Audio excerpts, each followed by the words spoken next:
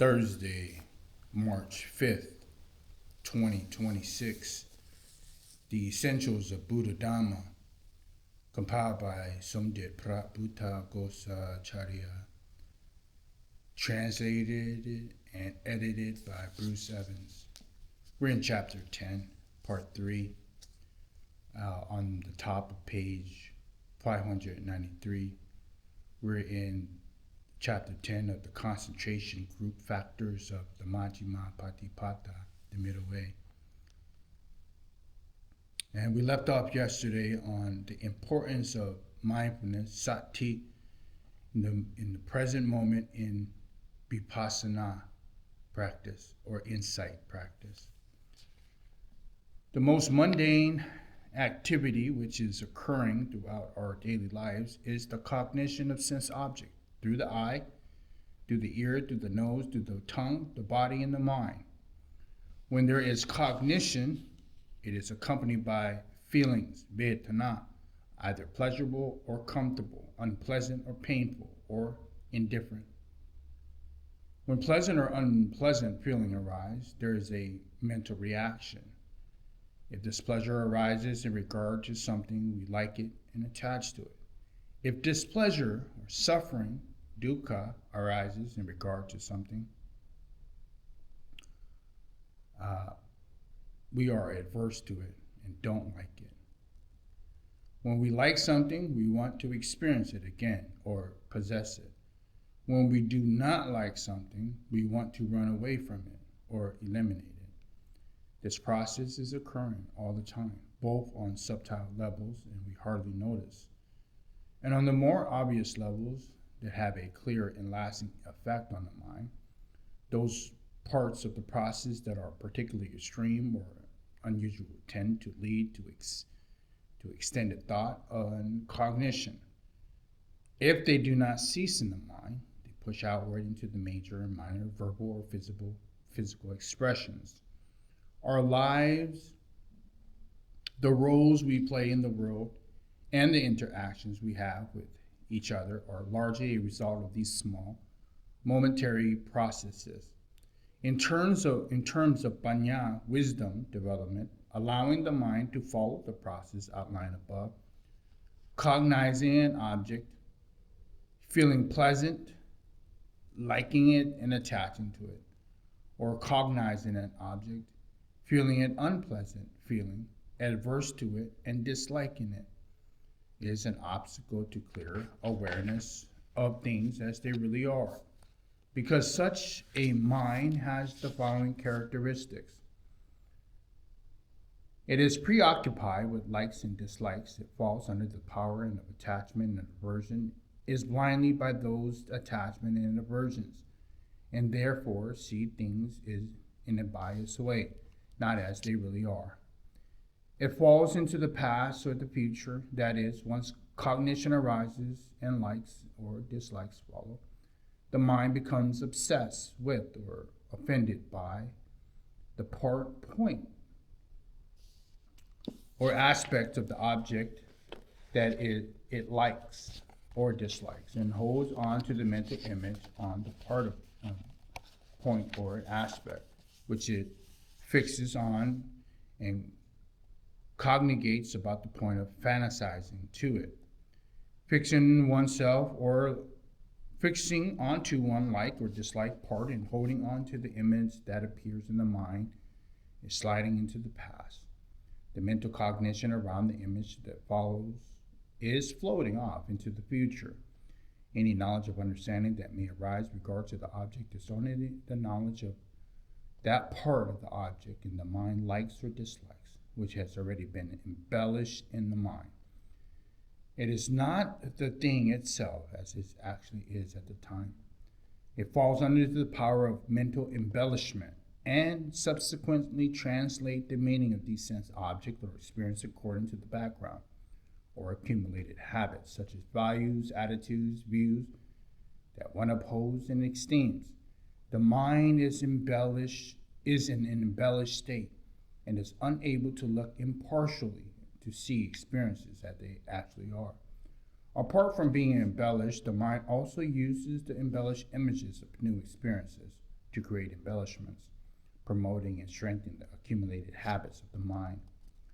This process not only involves the coarse and superficial affairs of our everyday lives and activities, but also the subtle, profound levels of mental processes which cause unenlightened beings to perceive things as lasting, to perceive things as solid entities, to perceive things endowed with beauty or ugliness, and to hold fast the conventional realities, failing to see the process as faring according to constantly operating causes and conditions.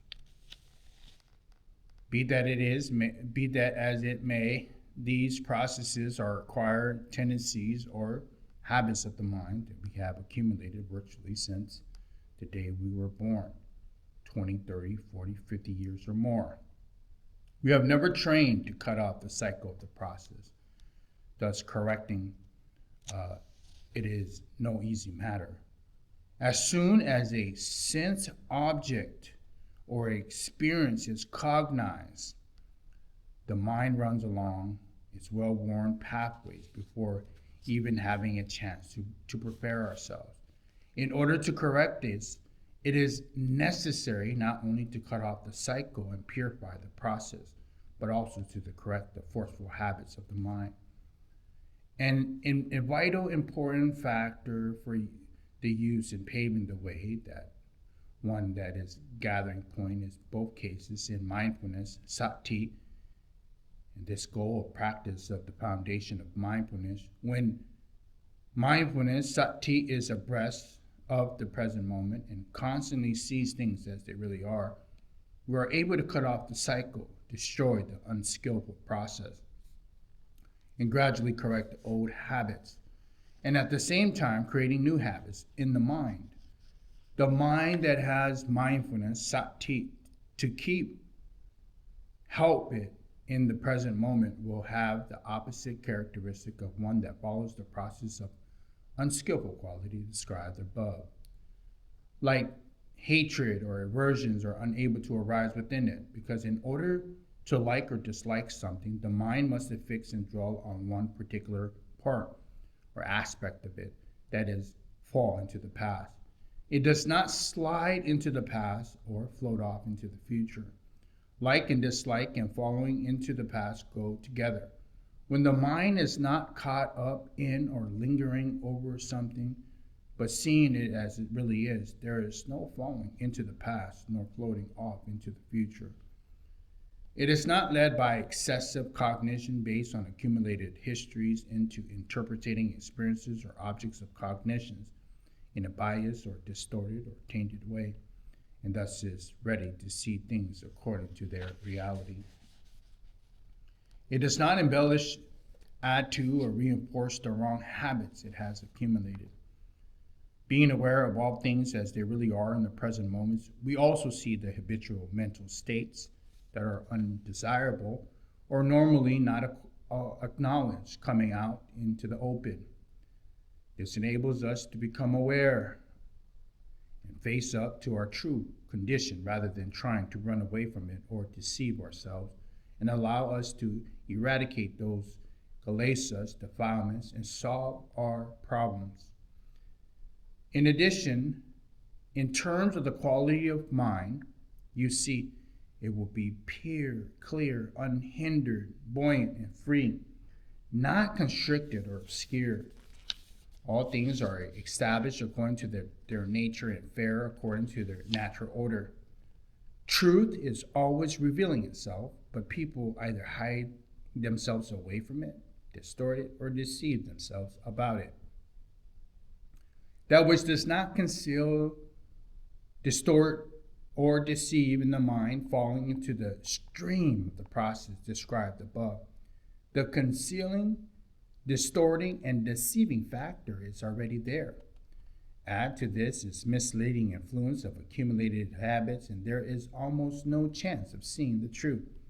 Since these tendencies or habits have been continually accumulated over a long period of time, it naturally requires time to change them and create new habits. When mindfulness, Sati, is aware of things as they arise, functioning consistently and skillfully, and we do not block ourselves off or distort the images we perceive, and are not free from the accumulated mental habits, then we are ready to see things according to their reality and the truth. At this stage, if other faculties, especially wisdoms, are sufficiently strong and primed, they work hand in hand together with mindfulness, Sati, or have the way prepared for them by mindfulness, Sati, to function fully, leading to direct knowledge, Nana Dasana, and vision, to penetration into the truth, with the objective of vipassana, insight, practice. Whether or not wisdom faculty is sufficiently strong or primed depends on the progressive training, together with the basic of learning and convergence with the teachings. Thus, learning, listening, and reason reflection, yo niso manasikara, are aids to realizing the truth. The foundations of mindfulness as nutriments for the factors of enlightenment. Mindfulness, Sati, is not in itself insight. Wisdom, or the use of wisdom, is insight. But wisdom only gets the chance to function. It can only function fluently and fully when it's controlled and supported by mindfulness, as explained above. Thus, the development of mindfulness, Sati, is an importance for insight practice. In other words, we practice mindfulness, Sati, in order to make full utilization of wisdom. In the terminology of the Dhamma practice, when we talk of mindfulness, Sati, we tend to include sampajana, which is wisdom. Sati is made stronger, more fluent, and more skillful when used in conjunction with wisdom. On this level, wisdom seems to be at most a supportive factor, working together hand in hand with mindfulness, Sati. And here it is usually Sati that is spoken as the important factor. But on the level in which wisdom is working more intensively and emphasis is given to wisdom, and mindfulness, Sati, is like the accessory to wisdom. The wisdom that functions on the level of Dhamma Vichara, one of the 7 enlightenment factors.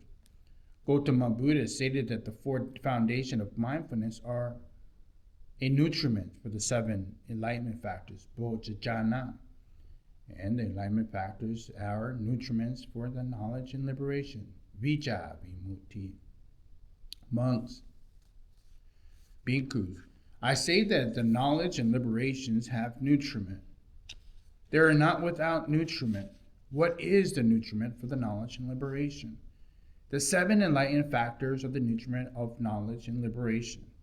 The 7 enlightenment factors have nutriment. They are not without nutriment. What is the nutriment for the 7 enlightenment factors? The 4 foundations to mindfulness. The 4 foundations of mindfulness are fully developed, lead to the full development of the 7 enlightenment factors.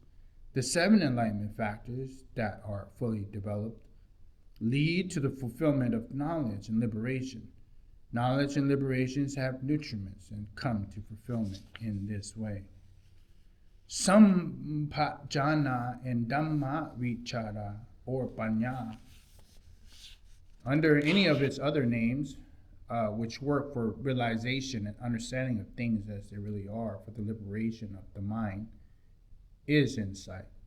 Mindfulness, Sati, plays an important role in both the calm practice of samatha and insight practice of vipassana, concentration, meditation. A discussion of the comparative roles of mindfulness and samatha and vipassana practice may help to clarify this. In the samatha, concentration, meditation, mindfulness, Sati, holds the mind to its object, or holds the object to the mind, aramana, just in order to allow the mind to fix unwavering unto, or become at one point with it, or becoming still and unmoving.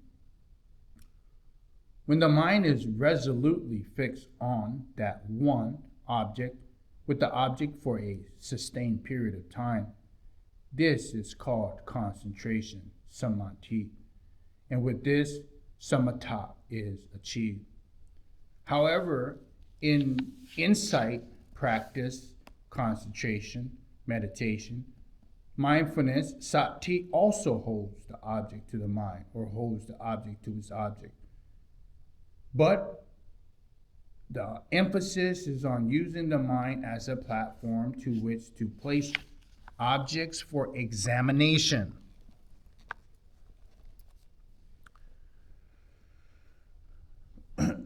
By the firmly concentrated mind for wisdom examination and analysis. To use a simile, samatha concentration practice is like tying an unruly calf to the stake with a rope so they cannot wander off, but only walk around the vicinity of the stake. Eventually, losing its unruliness, the calf lies down quietly at the stake.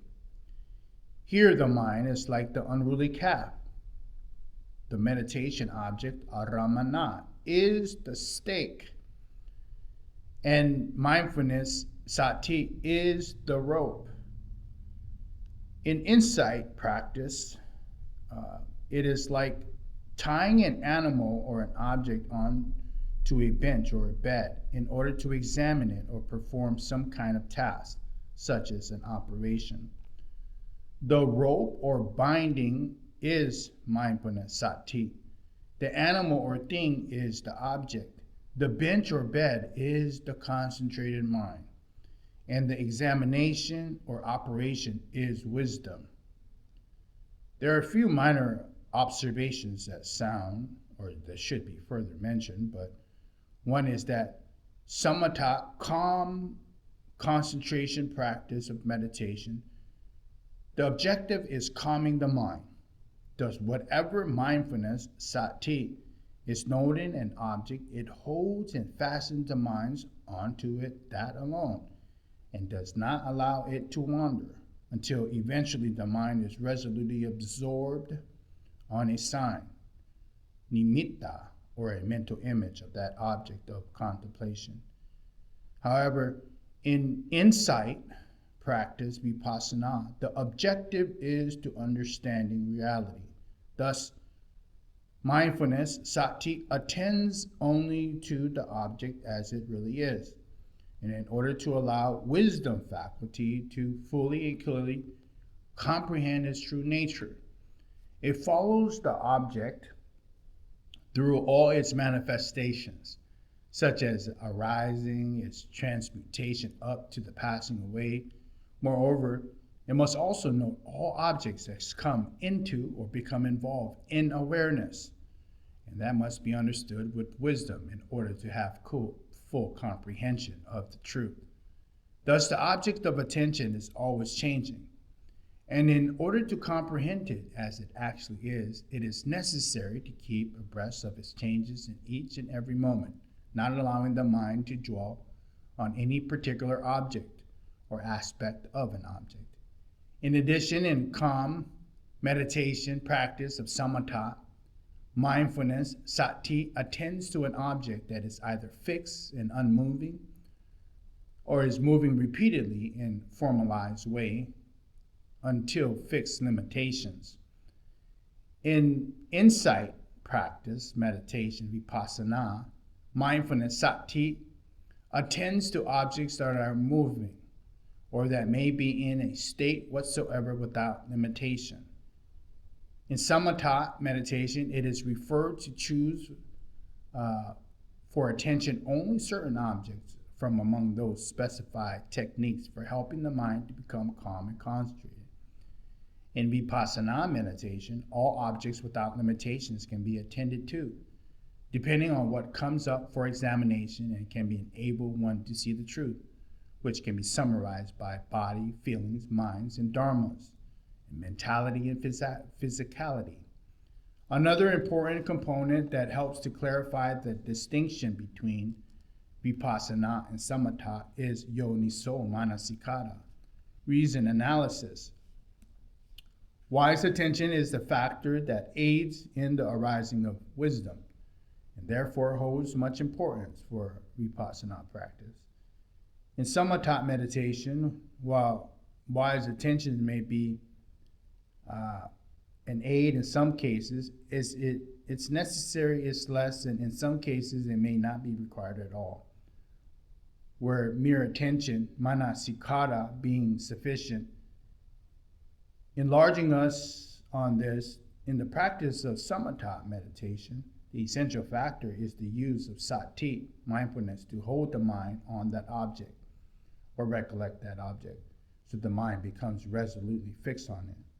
In this case, if the results arise according to the plan, there is no need for wise attention at all. However, in case where the mind refuses to take an interest in an object, cannot be held to it, and is always floating off, or in some kind of meditation in which discursive thinking is required, such meditation on goodwill.